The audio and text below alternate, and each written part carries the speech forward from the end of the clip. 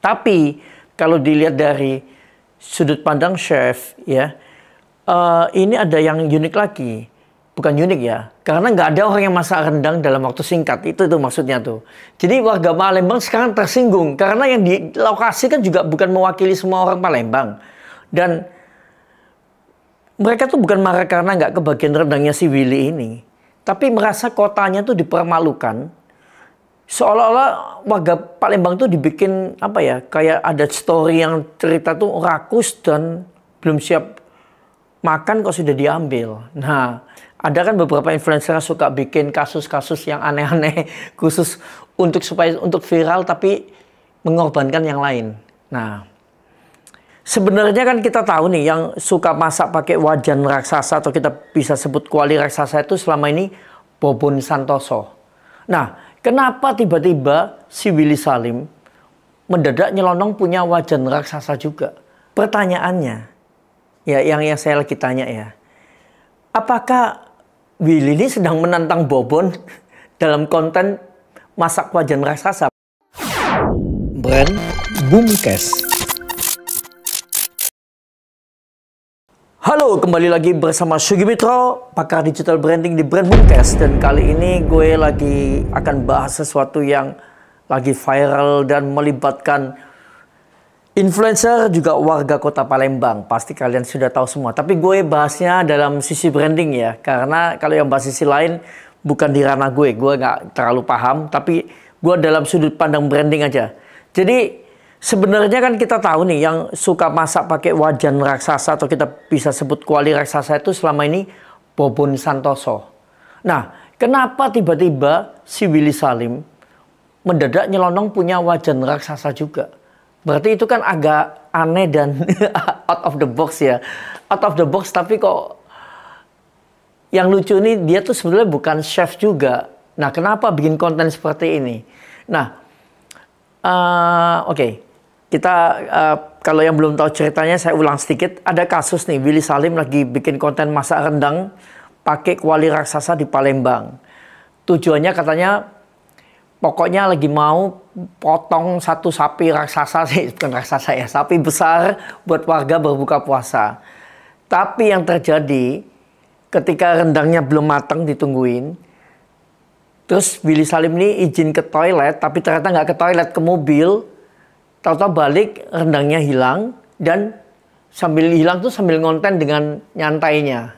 Jadi seolah-olah memang banyak yang bilang ini sudah disetting. Nah, ini kata orang ya, sudah disetting. Nah, warga marah dan kemudian banyak yang marahnya karena mereka merasa kenapa Willy membuat orang Palembang seakan-akan seperti ini gitu loh. Jadi nggak nunggu sampai selesai dimasak, mereka sudah pada ngambil duluan. Tapi kalau dilihat dari sudut pandang chef ya, ini ada yang unik lagi. Bukan unik ya, karena nggak ada orang yang masak rendang dalam waktu singkat. Itu maksudnya tuh. Jadi warga Palembang sekarang tersinggung karena yang di lokasi kan juga bukan mewakili semua orang Palembang. Dan mereka tuh bukan marah karena nggak kebagian rendangnya si Willy ini, tapi merasa kotanya tuh dipermalukan. Seolah-olah warga Palembang tuh dibikin apa ya, kayak ada story yang cerita tuh rakus dan belum siap makan kok sudah diambil. Nah, ini kan masalah branding perkotaan Palembang. Dan ya memang Willy Salim di sini kurang hati-hati dan dia tidak memplanning dengan benar, atau memang saya juga nggak tahu. Kalau beberapa orang bilang ini adalah kesengajaan, settingan supaya memang jadi viral. Kalau hilang kan lebih viral daripada di bagian masak biasa. Ada kan beberapa influencer yang suka bikin kasus-kasus yang aneh-aneh khusus untuk viral tapi mengorbankan yang lain. Nah, terus ada satu sisi yang gue juga mau bahas di sini ya sebenarnya. Dalam sisi branding ya, kita semua sudah tahu nih. Bahkan mungkin kemarin di Deddy Corbuzier itu ada podcastnya yang sedikit nyeletuk bahwa Bobon Santoso itu nggak disukain Willy ya. Dan Willy nggak suka sama Bobon. Bobon juga nggak suka sama Willy Salim. Bener kan? Nah, sekarang kenapa seorang Willy yang bukan chef, bukan food content creator, tiba-tiba punya wajan raksasa bikin ala Bobon Santoso. Dan dia juga mau meniru gerakan-gerakan Bobon untuk masak dan berbagi. Padahal itu kan otentik punyanya Bobon. Konten itu tuh otentik ya. Originalnya tuh Bobon. Jadi kalau seorang Willy yang masak itu aneh banget. Atau saya nih masak di Wajan Raksasa. Pasti malah ditertawain. Nah, kalau Bobon itu kan sudah dari dulu masaknya brutal. Bumbunya segambreng. Prosesnya real, kadang ekstrim. Dan itu adalah originalnya dia. Dan makanannya memang karena dia ngerti apa yang dimasak, ya harusnya lebih enak dari yang masakan yang dimasak si Willy ya, prediksi saya ya. Karena Willy kan bukan chef dan nggak ada pengalaman. Kalau saya memang lihat dulu Bobon sempat terkenal dengan kasus-kasus gilanya masak sandal lah, masak. Saya pernah di depannya sendiri saya lihat waktu itu dia masak printer terus dikrikitin gitu. Ya, dia coba masak printer ya. Nah, tapi kalau Willy yang nggak pernah masak tiba-tiba masak, terus dia tiru-tiru gayanya Bobon, lempar-lempar bumbu, terus pakai wajan raksasa. Ini tujuannya apa ya?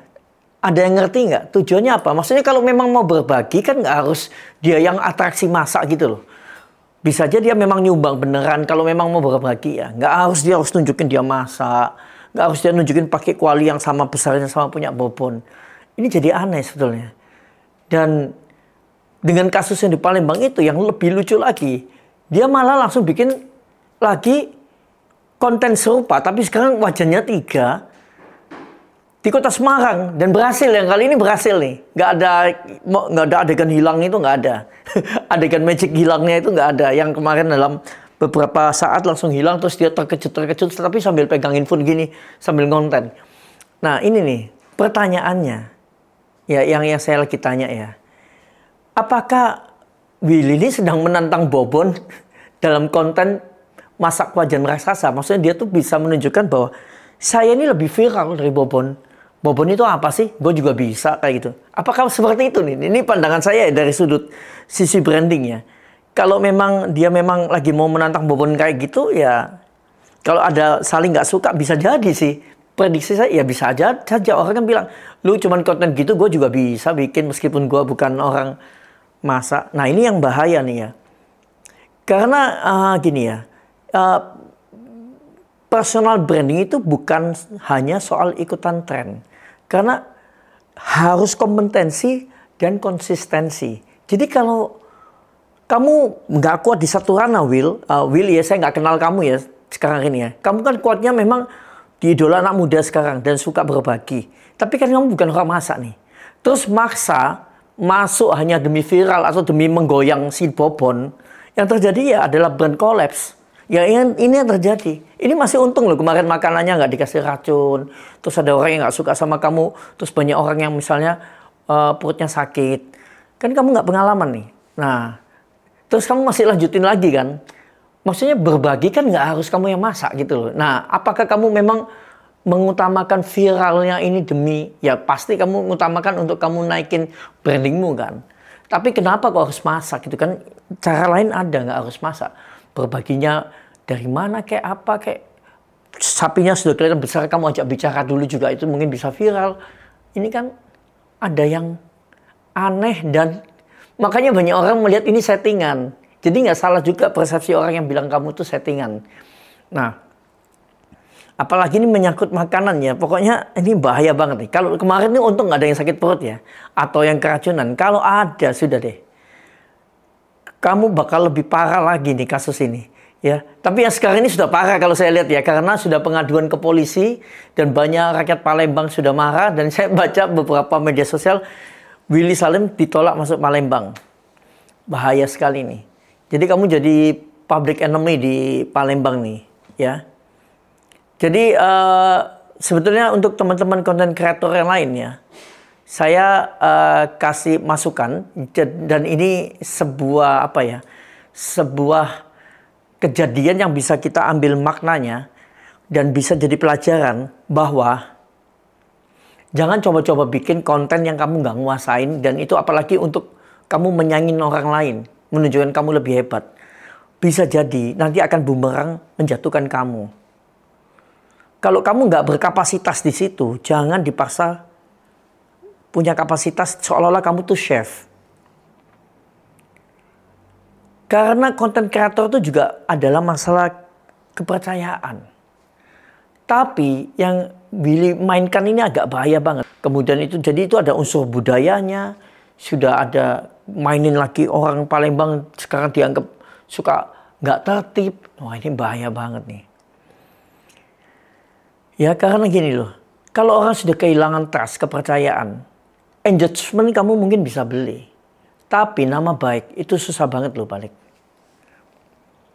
Jadi sampai berjumpa deh di Brand Boomcast selanjutnya. Dan Willy kalau dengar saya ngomong ini, ya tadi jangan diulangin deh bikin konten-konten aneh-aneh yang kamu untuk nyanyi siapa atau kamu kan sukanya gitu. Oh, di Amerika bisa, saya bisa lebih hebat dari ini. Oh, orang itu bisa, saya lebih suka, saya bisa lebih hebat dari ini. Kamu selalu berusaha menandingi orang lain dan menunjukkan kamu itu orang yang paling hebat di dunia. Tapi nanti jadi bumerang suatu saat. Ini masukan saya sebagai pakar digital branding demi kebaikanmu sendiri. Oke, yang kenal Willy Salim, sampaikan aja konten ini ke Willy Salim. Brand Boomcast.